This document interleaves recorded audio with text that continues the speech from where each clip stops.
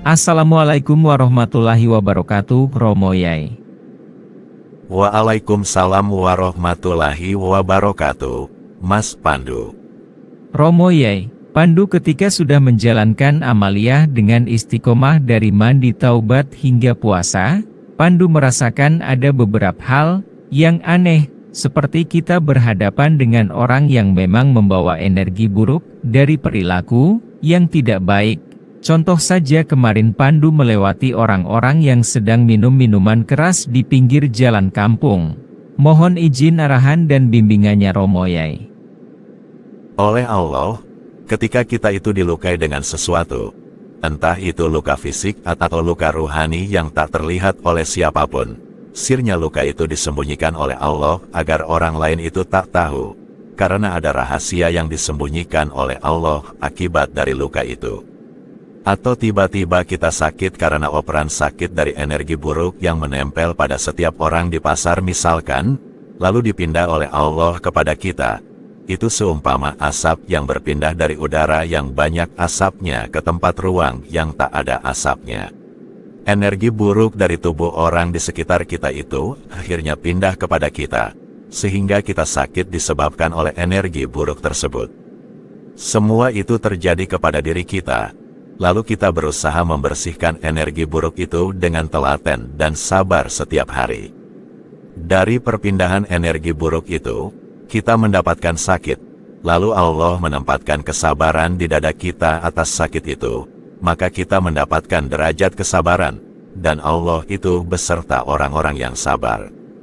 Lalu kita membersihkan diri. Allah itu cinta kepada orang-orang yang membersihkan diri. Innallaha yuhibbul mutatahhirin. Allah menghendaki kita dicintainya dengan cara mendatangkan energi buruk dari orang-orang yang berada di sekitar kita, masuk ke dalam badan kita, dan berdampak pusing di kepala kita.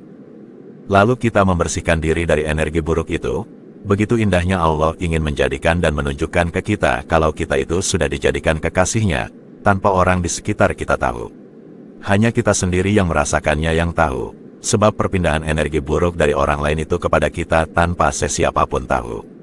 Secara tiba-tiba kepala sakit, maka semakin banyak energi buruk yang pindah ke kita, maka semakin menunjukkan bahwa kita itu sudah sangat dicintai oleh Allah, sehingga dijadikan wakil-wakilnya Allah untuk menanggung kesusahan banyak orang.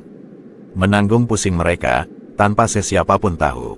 Makanya jangan mengeluh jika sesekali kita pusing karena banyak energi buruk pindah dari orang lain ke kita. Bersihkan saja, itulah maksud tersembunyi dari Allah. Saya lebih banyak merasakan itu adalah cara Allah menunjukkan kasih sayangnya ke kita. Tandanya kita disayangi Allah, yaitu kita diberi peluang untuk membersihkan diri dari energi buruk yang dipindah dari orang lain kepada kita. Sehingga kita punya energi buruk yang harus dibersihkan, karena kebersihan itu bagian dari iman.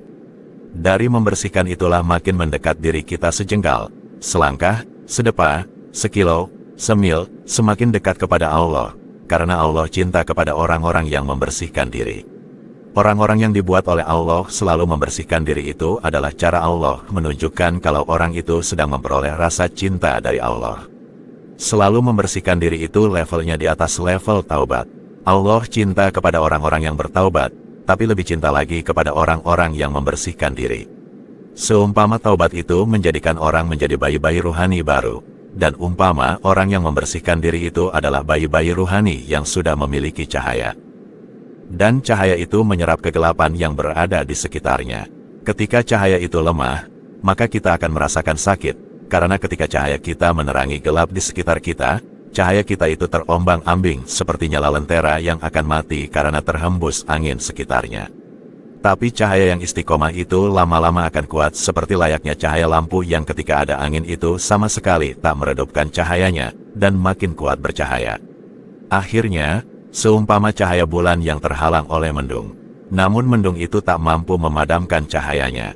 Atau seperti cahaya matahari yang sudah istiqomah timbul tenggelam tak berselisih waktu. Dan matahari itu tetap istiqomah menerangi semua jagat raya. Tak memilih-milih dan tidak menimbang-nimbang untung ruginya menerangi jagat raya ini. Mau itu orang Islam atau orang kafir akan tetap diberinya cahaya yang sama. Walaupun ia disumpahi sekalipun, maka matahari tetap meneranginya. Geh, Yai. Alhamdulillah atas nasihat dan bimbingannya, jadi Pandu lebih berprasangka baik lagi tentang apa yang terjadi pada diri kita. Matur suwun Romo Yai. Yai, bolehkan jelaskan wawasan tentang iblis yang diizinkan Allah untuk menggoda anak cucu Adam, sampai yaumil akhir nanti? Matur suwun Yai. Ketika iblis meminta izin pada Allah untuk menggoda anak cucu Adam, dan iblis meminta tenggang sampai hari kiamat, maka Allah mengizinkan. Lalu karena mendapat izin dari Allah, apakah iblis jika menggoda anak Adam, lalu bisa menyesatkan anak Adam, kemudian iblis dapat pahala dari Allah? Tidak. Karena izin itu berbeda dengan perintah, seperti kita diperintah sholat oleh Allah. Ketika kita menjalankannya dengan benar, maka kita akan mendapatkan pahala, karena kita menjalankan perintah Allah. Jadi ada perbedaan antara perintah dan izin. Karena ditulis juga berbeda, dibaca juga berbeda suaranya. Ada ridho Allah, perintah Allah, ada izin dari Allah. 3 bentuk kata, bisa saja isinya pekerjaannya sama, tapi kualitas di dalamnya jelas berbeda. Semua manusia di dunia ini, entah orang kafir, munafik, ingkar, beriman, semua mendapatkan izin dari Allah hidup di dunia.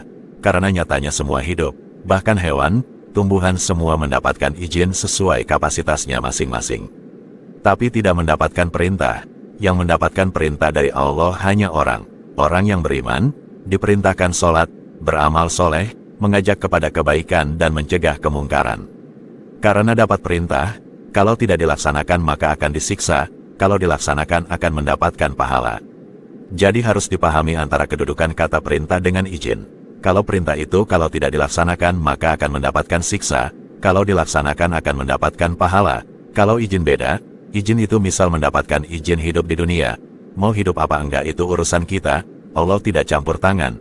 Tidak ada Allah membantu iblis untuk menggoda manusia, karena Allah memberi izin iblis untuk menggoda manusia.